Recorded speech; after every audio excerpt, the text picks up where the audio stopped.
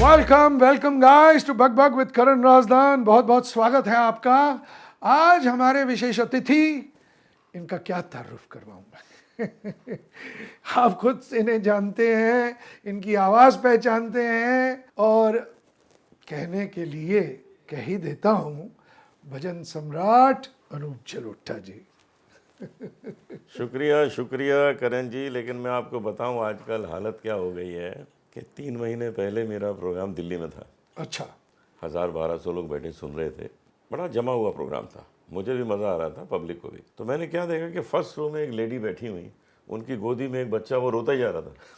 मैं गाता जा रहा था, वो रोता जा रहा था। तो मैंने उससे कहा, बहन जी इसको चुप करा दीजिए। तो वो बोली, ये भी यही कह रहा है। तो आजकल तो ये हाल है।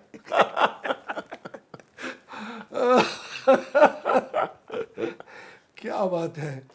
अनूप जी ने, अब आप बहुत जल्द ये किसी प्लेटफॉर्म पर देखेंगे, हमारी फिल्म हिंदुत्व। अनूप जी ने उसमें एक बहुत ही कमाल का किरदार निभाया है। पुजारी बने हैं, पंडित बने हैं और साथ में कुछ इतनी सटीक बातें कही हैं कि वो आपको सोचने पर मजबूर कर देंगी। हाँ, वो डायलॉग जो है वो स्ट्रॉन्ग डायलॉग्स, एब्सोल्युटली। स्ट्रॉन्ग।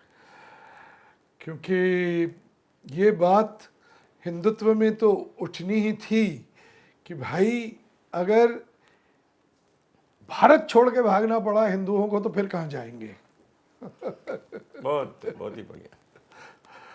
और इस पर मुझे पता है कि आपके बेटे पुत्र आशीष शर्मा आपसे कहते हैं कि मगर क्यों छोड़ना पड़ेगा, ये तो हमारा देश है। और फिर आपका जो जवाब था कश्मीरी पंडितों को लेकर, बहुत अच्छा था कि भाई यही तो कश्मीरी पंडित भी सोचते थे कि उनका है, लेकिन उनको जलाया गया, उनके घरों को जलाया गया, उनको निकाल दिया गया वहाँ से। और आज वो इसी देश में एक रिफ्यूजी की तरह रहते हैं। जी हाँ, हैं क्या वो? और कश्मीरी पंडित होने के नाते अनूप जी ये डायलॉग दिल से निकला था। और मेरा ख्याल है ये आपने इस तरह कहा कि लोगों के दिल तक पहुंच गया। ये आपकी राइटिंग बहुत पावरफुल है करण जी। वो तो कितने बरसों से लोग देख ही रहे हैं आपकी राइटिंग फिल्मों में। बड़ा मज़ा आता है आपके लिखे हुए डायलॉग्स। और फिर मुझे तो इस बार बोलने का चांस मिला है, बहुत बहुत मज़ा आया। मेरा बस सारे व्यूअर्स के सामने ये वादा है कि ये पहली बार था, आखिरी बार नहीं। और बहुत जल्द मैं और अनूप जी फिर कोलैबोरेशन करेंगे और उसमें आप इन्हें गाते ही नहीं, एक्टिंग करते भी देखेंगे। अनूप जी मेरे हिसाब से तो आप बॉर्न एक्टर हैं, लेकिन मुझे लगता है कि पिछले जन्म से या जन्मों से आप सिंगर हैं। एक्चुअली बचपन में मुझे याद है, स्कूल में मैं कुछ प्लेज में करता था काम और बड़ा नेचुरल हो जाता था। तो वो लोग कहते थे कि यार कैसे इतना नेचुरल हो जाता है। मैंने कहा देखो ये है कि जो सिंगर होता है वो पब्लिक से डरता ही नहीं है ना। तो जब डर नहीं है, अच्छा फिर कैमरे से भी दोस्ती हो गई है। इतने इंटरव्यूज़ करते हैं, इतने कॉन्सर्ट करते हैं, कभी कुछ है तो सामने लगे होते हैं, तो वो भी डर नहीं है। तो उसके कारण से ये कैमरा फ्रेंडली होने से सब अच्छा हो जाता है। सही है। और मैं आपकी बात से बिल्कुल इत्तेफाक रखता हूँ कि क्योंकि मैं नेशनल स्कूल ऑफ ड्रामा का हूँ और हमने प्लेस किए हैं, जो लाइव ऑडियंस से नहीं डरा वो कैमरे से क्या डरेगा। बिल्कुल सही है, बिल्कुल सही बात है। सामने ऑडियंस बैठी हो। 7 साल का था जब मैंने सबसे पहले पब्लिक के सामने गाया था। तो मैं पिछले 62 ईयर्स से गा रहा हूँ। Oh my god, I will be 70 in July. You have been singing for 62 years of your life? on stage properly with musicians. My goodness. तो यानी घर से ज्यादा स्टेज घर लगता होगा। बिल्कुल सही बात है। वहाँ बैठते हैं तो मज़ा आ जाता है। इतनी बड़ी फैमिली है मेरी। इतना बड़ा परिवार, हम सब सुनते हैं बड़े प्यार से। बहुत कमाल की बात है। अनूप जी कुछ मेरा ख्याल है व्यूअर्स के लिए गुनगुना लीजिए। सुनिए। ऐसी लागी लगन, मीरा हो गई मगन, वो तो गली गली गली गली हरि गुन गाने लगी, महलों में पली बन के जोगन चली, मीरा रानी दीवानी कहाने लगी, ऐसी लागी लगन मीरा हो गई मगन। क्या बात है, क्या बात है। बहुत शुक्रिया, बहुत शुक्रिया। ये गाना मैंने 45 साल पहले रिकॉर्ड किया था, रियली? 45 years ago. ओह, और तब से मैं गा रहा हूँ, लोग भी तब से सुन रहे हैं। अभी भी हर प्रोग्राम में वो गाना ही पड़ता फरमाइश होती है है, रोज़ ही कहीं ना कहीं प्रोग्राम होता है। अब कल कलकत्ता में था प्रोग्राम, जी। आज मैं आपके लिए आया हूँ मुंबई, कल फिर कलकत्ता। वाह, क्या बात है। यात्रा यात्रा। भाई लाइफ में थोड़ी बकबक भी तो होनी चाहिए। गाना तो बहुत होता रहता है, तो बकबक करने आ गया वहां से एक दिन के लिए। आपने ये कह के हमारे टाइटल पर मोहर लगा और दी। लगे। अनूप जी, कोविड का दौर कैसे गुजरा? क्योंकि मैं जानता हूं कि तब तो लाइव परफॉर्मेंसेस बंद थे, उस दौरान आपने क्या किया? मैं एवरेज कुछ 3 लाख लोगों को महीने में लाइव गाना सुनाता हूँ। अच्छा, कि कहीं 10,000 लोग हैं, कहीं 5,000 है, कहीं 1,000 है, कहीं 500 है। सही है। तो सब मिलाओ को लो पूरे महीने के प्रोग्राम्स 15-17 प्रोग्राम करता हूँ। तो 3 लाख लोगों को मैं महीने में सामने सुनाता हूँ। ओके। लॉकडाउन के टाइम पे मैं 3 लाख लोगों को रोज सुना रहा था। ओ, यस, रोज ऑनलाइन? ऑनलाइन। कहीं कोई ऑस्ट्रेलिया से जुड़ रहा है कि जी हमारा ग्रुप आपको सुनना चाहता है, कोई पाकिस्तान से भी जुड़ते थे जी। बांग्लादेश जुड़ रहे हैं कि जी हमारे 500 लोग आपका गाना सुनना चाहते हैं। तो हम घर में हारमोनियम लेके लगा दिया था वहाँ कैमरा। तो ये रोज़ हो रहा था कि 3 लाख लोगों को मैं रोज़ सुनाता था गाना। क्या बात है। आप सोचिए कि मेरे लिए तो जो लॉकडाउन है वो बहुत फ़ायदेमंद हुआ, क्योंकि एक तो इतने सारे लोगों को लाइव सुनाया, दूसरा मेरा रियाज बहुत अच्छा हुआ। ओह, मैंने अपनी सेहत अच्छी कर ली, एक्सरसाइज करता था खूब, तो वेट कम किया, योगा खूब करता था। तो इस तरह से अच्छा, योगा पे मुझे एक बात याद आई जी। एक आदमी जो था वो बाबा रामदेव के प्राणायाम किया करता था, तो उसकी बड़ी अच्छी सेहत हो गई। तो 105 साल की एज में उसकी मृत्यु हुई।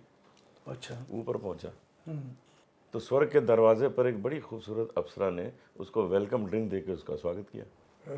तो खुश हो गया, क्या बात है यार। और आगे गया, एक और अप्सरा आई, उसने एक फूलों का हार उसके गले में डाला महकता हुआ, वेलकम टू स्वर्ग। और आगे गया तो एक और अप्सरा आई, उसने आगे एक आइटम डांस करके दिखाया, वेलकम टू स्वर्ग। अब ये सोचने लगा यार मैं बाबा रामदेव के चक्कर में लेट हो गया आने में। 105 साल हो गए। तो ज्यादा किसी भी चीज का बुरा होता है, चाहे वो योग हो या वो भोग हो। वो उसको वहां नुकसान हुआ। तो हिंदुत्व की चर्चा आगे बढ़ाते हुए मुझे बताइए कि आपको वो सर्दी वाली बात बता दीजिए, मेरा ख्याल है व्यूअर्स को। एक्चुअली वो इतनी ठंड थी वहाँ, और आप बड़े मेहरबान थे, आपने मुझे कह दिया ठीक है आप अपना ओवरकोट पहन लो। तो वो जो पूरा शॉट है, पूरा सीन है, उसमें मैं ओवरकोट पहनूँ हर एवरी शॉट। जी हाँ। तो वो ठंड से मैं तो बच गया, लेकिन हमारा हीरो तो नंगे बदन, बिल्कुल। ओह, बेचारा, उसको जो दिक्कत हुई होगी। वो तो और पानी में मैं डुबकी। कुछ डायलॉग में बार बार गलती कर रहा था, क्योंकि आपके डायलॉग को सही तरह पेश करना भी तो एक कलाकारी है। फिर वो 2-4 बार करने के बाद बात बनी, हुआ वो, लेकिन उसका रिजल्ट जब मैं देखता हूँ तो मुझे वो सीन याद आता है कि जो ठंड में हालत थी, लेकिन रिजल्ट देख के तबीयत खुश हो गई। नहीं, और आपका जब वो ओम जय जगदीश हरे, जब ये भाग रहे हैं दोनों हीरो, और वो आपने जो इतना बड़ा वो उठा रखा था दीपक, वो इतना भारी था कि वो आप देखेंगे जब व्यूअर्स, तो आपको पता पड़ेगा कि इनके बाजुओं में कितनी हिम्मत है, सिर्फ गले में नहीं बाजुओं में भी। अच्छा, एक आदमी था, हाँ, वो कहता था कि मैंने अपनी हेल्थ इतनी मेंटेन की है कि मेरे घर के बाहर एक पत्थर है, बड़ा सा पत्थर है। जब मैं 10 साल का था तब भी उसको उठाता था। आज मैं 70 साल का हूँ, आज भी उठाता हूँ। हेल्थ इतनी मेंटेन की है कि न तब उठता था ना आज उठता है।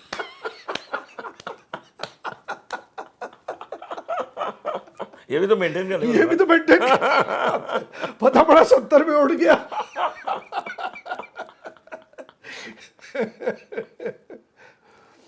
अनूप जी के बारे में ये बहुत कम लोग जानते हैं कि अनूप जी संजीदा बिल्कुल नहीं होते। वो हमेशा ही ह्यूमर से जीवन को जीते हैं और कोई ये जीवन की जीने की कला इनसे सीखे।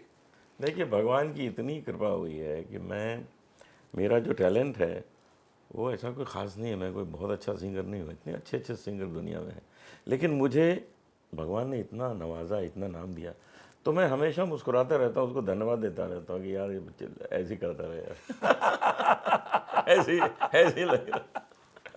तो शुक्रिया अदा करता रहता हूँ, और वो शुक्रिया अदा तो मुस्कुरा के ही होगा। मुस्कुरा के ही वो होगा। मुस्कुराता रहता है। वाकई आप हंसते और हंसाते रहते हैं। मुझे पिताजी ने बचपन में एक बड़ी अच्छी बात बताई थी। मैंने उनसे पूछा था कि सक्सेस कैसे मिलेगी। कहते बड़ा आसान है। मैंने कहा वो कैसे?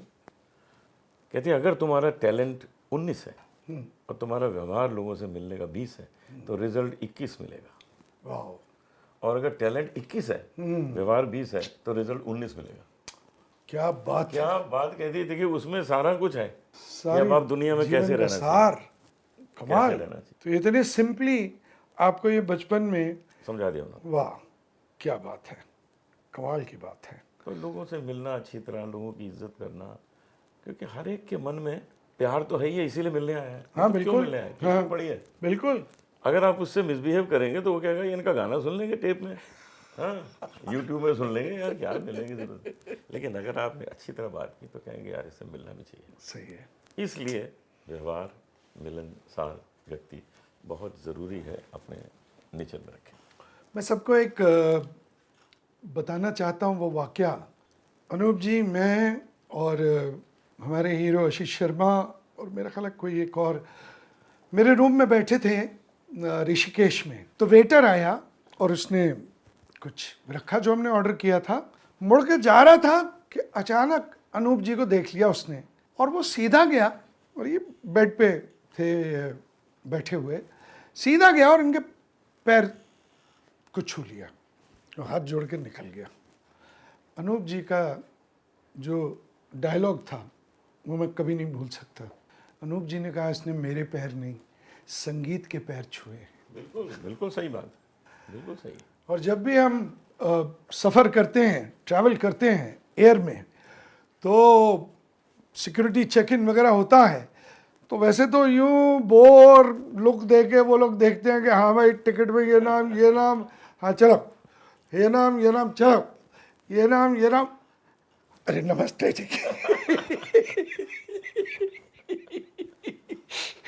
तो मैं, क्योंकि ये इतना इनके साथ एक तरह की दोस्ती भी है और प्रेम भी है, तो हम समझते हैं कि ठीक है भाई अनूप जी हैं, लेकिन मैंने इनको दुनिया की नज़रों से भी देखना सीखा कि किस तरीके से इन्हें देखते ही हाथ यूं उठ जाते हैं, और फिर जैसे कि हम निकलते हैं तो पीछे से सुनाई देता है भजन सम्राट है वो अनूप जी उठा जी। लोगों में श्रद्धा जो है वो संगीत के लिए, म्यूजिक उनके मन में बसा है। अब देखिए पिछले 45 साल से लोग गाना सुन रहे हैं। 45 साल बहुत बड़ा अरसा होता है, बहुत बड़ा। 3 जनरेशन सुन रही है, तो 3 जनरेशन जब सुन रही है इसका मतलब है कि लोगों के घर के मेंबर हो गए, बिल्कुल सदस्य हो गए घर के। एब्सोल्युटली। वो रोज सुबह जो लगा देते हैं कैसेट, तो सदस्य हो गए, तो वो अपना समझते हैं। हमको भी अपना समझना चाहिए, क्या हमें भी उनको वही प्यार देना चाहिए। मैं आपसे पूछना चाहूँगा कि आज आप इतने लोगों को सिखाते हैं म्यूज़िक, और उन्हें मैंने इतनी श्रद्धा से आपकी तरफ बैठे देखा है, तो जो आज उभरते कलाकार हैं, जो सिंगर बनना चाहते हैं या म्यूज़िक डायरेक्टर बनना चाहते हैं, आप क्या कहना चाहेंगे उन्हें? देखिए, इस फील्ड में आने के लिए थोड़ा क्लासिकल सीख लेना चाहिए, क्लासिकल म्यूजिक। राइट। ये ज़रूरी नहीं कि आप क्लासिकल गाएं, सीख लीजिए, क्योंकि कहीं ना कहीं वो काम आएगा, कहीं ना कहीं वो काम करेगा, क्योंकि उससे होगा ये कि आप एक अच्छे मटेरियल बन जाएंगे। राइट। जैसे लोग क्यों पूना इंस्टीट्यूट जाते थे कि अच्छे मटेरियल बन जाए, कि जहाँ काम मिलेगा वो उसको दिखा सकते हैं, हमने सीखा है तो अच्छी तरह। ऐसे म्यूज़िक में कि आप अच्छे मटेरियल बन जाइए। अच्छे मटेरियल बनने से होगा कि आप कोई भी गाना गाएं, गज़ल गाएं, भजन गाएं, गीत गाएं, फिल्मी गाने, सूफी गाएं, कवाली गाएं, सब अच्छी तरह गाएंगे, बिकॉज आप स्ट्रॉन्ग मटेरियल हैं। राइट। अगर मटेरियल अच्छे नहीं है कुछ नहीं गा पाएंगे। हाँ अच्छा मटेरियल होगा तो आप शर्ट भी बना लीजिए, कुर्ता भी बना लीजिए, उसका हाँ, बढ़िया चलेगा। लेकिन अगर वो मटेरियल अच्छा नहीं, आप कुछ भी बनाइए फट जाएगा। बिल्कुल। इसलिए ज़रूरी है क्लासिकल सीखना। और मैं बहुत से लोगों को सिखाता हूँ, मेरे पास सीखने आते हैं, और मैं उनसे ये कहता हूँ कि ये जो भजन का रथ है, इस रथ को एक स्पीड देनी है, इसको और आगे ले जाना है। तो इसको और आगे ले जाने के लिए और घोड़े चाहिए, घोड़ियाँ चाहिए। बिल्कुल। वो तैयार कर रहा हूँ, वो तैयार कर रहा हूँ सही है। कि तब ये रथ आगे खींचेगा, नहीं तो अकेला एक दो आदमी कैसे खींच सकते। सही बात है। ये कोशिश हो रही है। और ये जो भजन होते हैं, ये तो मतलब जिस तरह हिंदुत्व की नींव है, ये भक्ति की, सनातन धर्म की नींव है। बिल्कुल बिल्कुल। और आपको मैं बताऊं कि हमारे मोस्ट ऑफ आवर गॉड्स जी आर म्यूजिशियंस। या कृष्ण भगवान बांसुरी बजा रहे बजा। हैं, सरस्वती जी तो बैठी हैं वीणा लिए, वीणा लेके। शंकर भगवान डांस कर रहे हैं, कृष्ण डमरू। भगवान भी डमरू नृत्य भी कर रहे हैं। तो हमारे यहाँ तो म्यूजिक जो है वो देवों में है, देवों में है। इष्ट देवों में है, तो हमारे में तो होना ही चाहिए ना। क्या बात, इसलिए हर एक को थोड़ा संगीत सीख लेना चाहिए। क्या बात है। जिंदगी में संगीत का होना कितना ज़रूरी है, ये अनूप जी ने बड़े ही सरल साफ भाषा में बता दिया हमें। अनूप जी, इस पॉडकास्ट में एक सेक्शन है कि क्योंकि हम मजाक भी करते हाँ, हैं, बिल्कुल, अपनी बातें भी सुनाते हैं, बिल्कुल। तो इसमें एक सेक्शन है कि करण राजदान को गुस्सा भी आता है। हाँ, तो जिस तरह मैंने सतीश कौशिक को पॉडकास्ट में कहा, उसी तरह आपको भी कहूँगा कि आज मैं अपना गुस्सा क्या सुनाऊं, जिस भी बात पर आता है, चाहे वो एनवायरनमेंट हो, चाहे वो वीवीआईपी रेसिज्म हो, एटसेट्रा एटसेट्रा। मैं आपसे पूछना चाहूँगा कि आपको किसी एक बात पर क्या कभी गुस्सा आता है? मैं जब 14 साल का था तो मैंने अपने अंदर से क्रोध का एलिमेंट निकाल दिया था। क्या बात है। मेरे अंदर गुस्सा नहीं है, अच्छा। बिल्कुल नहीं है। क्योंकि मैंने एक चीज़ ये जानी कि गुस्सा क्यों आता है। गुस्सा इसलिए आता है कि जैसे ये चाय रखी है, हम किसी से चाय मंगाते हैं और सपोज उस कप जो है नीचे गिर जाए, टूट जाए उससे, राइट। तो हम गुस्सा हो जाते हैं। गलती उसकी है, गुस्सा हम हो रहे हैं। नुकसान उसने किया, हम अपना नुकसान कर रहे हैं। हम गुस्सा हो रहे हैं, अपनी तबीयत खराब कर रहे हैं, अपना ब्लड सर्कुलेशन जो है उसको अपसेट कर रहे हैं। हाँ। गलती उसकी है, अपनी गलती पे तो गुस्सा नहीं होते हम। जब हम गलती करते हैं तो गुस्सा नहीं होते। जब हम कोई अच्छा काम करते हैं तो अपनी पीठ थपथपाते हैं। तो खुद पे गुस्सा भी तो करो, दूसरे पे क्यों? इसलिए मैंने कहा गुस्सा करने की जरूरत नहीं है, क्योंकि गुस्सा दूसरे की गलती के कारण आता है। राइट। तो मुझे गुस्सा नहीं आता। अपनी गलती पे? I am out of it. अपनी गलती पे? अपनी मैं कोशिश करता हूँ कि ना करूँ, ना कर। क्लीन, एकदम साफ साफ काम, तो मुझे गुस्सा ही नहीं आता। क्या बात है, इतना साधारण जीने का आपका तरीका है। मेरी वाइफ मेधा मुझे यही कहती थी, यार एक ही गड़बड़ी है तुम्हारे में, तुमको गुस्सा नहीं आता। ये कमाल है, ऐसा क्या है? भाई ये भी खामी लगती है कुछ लोगों को। वो लगती है खामी, यार गुस्सा नहीं आता। तो अनूप जी, कोई आप इतने जोक्स सुना रहे हैं, कुछ एक किस्सा और सुनाता हूँ। हाँ, एक और सुना दीजिए। एक महात्मा जी वो ट्रेन से एक छोटे से गांव में स्टेशन पे उतरे। ये बच्चों की शरारत जो होती है उस पर सुना रहा हूँ। जी। तो उन्होंने देखा कि एक बच्चा जो है अपना बस्ता वस्ता रख के शायद स्कूल जा रहा है। तो उन्होंने उस बच्चे को रोका कि बेटा वो पोस्ट बॉक्स कहाँ है? कहते आइए मैं आपको दिखाता हूँ। लेके गया, उनको चिट्ठी डालनी थी शायद महात्मा जी को, कहीं उन्होंने चिट्ठी डाल दी। फिर बच्चे को कहा बेटा बहुत अच्छा तुम मुझे यहाँ तक लाए, दिखा दिया। तुम ऐसा करना कि कल सुबह सिटी पार्क में आ जाना अपने मम्मी डैडी को लेके, मैं वहाँ एक लेक्चर दे रहा हूँ।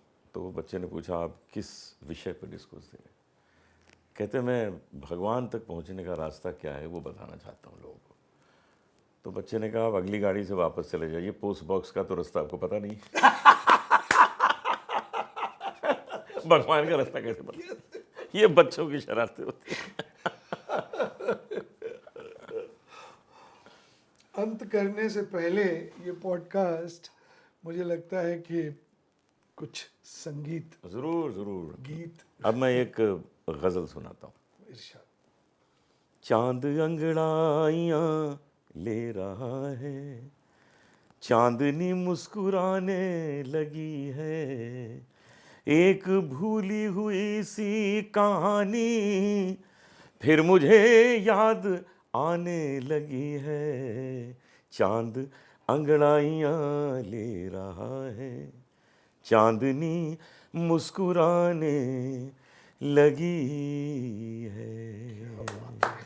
शुक्रिया, बहुत बहुत शुक्रिया, बहुत बहुत। ये हम ख़त्म करते हैं। मेरे चचा जान हैं, उन वैसे तो बिजनेसमैन रहे पूरी ज़िंदगी, लेकिन उन्हें लिखने का बहुत शौक़ रहा। उनके एक शेर के साथ जी जी।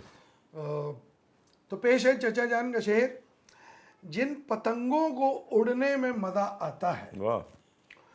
जब वो कटती हैं तो दिल दर्द से भर जाता है। क्या बात। जिन पतंगों को उड़ने में मज़ा आता है, जब वो कटती हैं तो दिल दर्द से भर जाता है।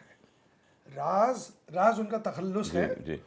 राज कुदरत का हमेशा से दस्तूर है यही। वाह। राज कुदरत का हमेशा से है दस्तूर यही, गम जिसे मिलना है पहले वो खुशी पाता है। हाँ, बहुत अच्छे, बहुत अच्छे। वाह वाह वाह, बहुत अच्छे, मज़ा आ गया। इस शेर के साथ हम यही अंत करते हैं। और अगर आप इसे YouTube पर देख रहे हैं तो इसे लाइक, शेयर और सब्सक्राइब करिए चैनल को। और हम अनूप जी जैसी महान हस्तियों को लाते रहेंगे और आपका दिल बहलाते रहेंगे, कुछ बकबक करते रहेंगे और कुछ गाते रहेंगे। बहुत खूबसूरत, बहुत खूबसूरत। Thank you very much. नमस्कार।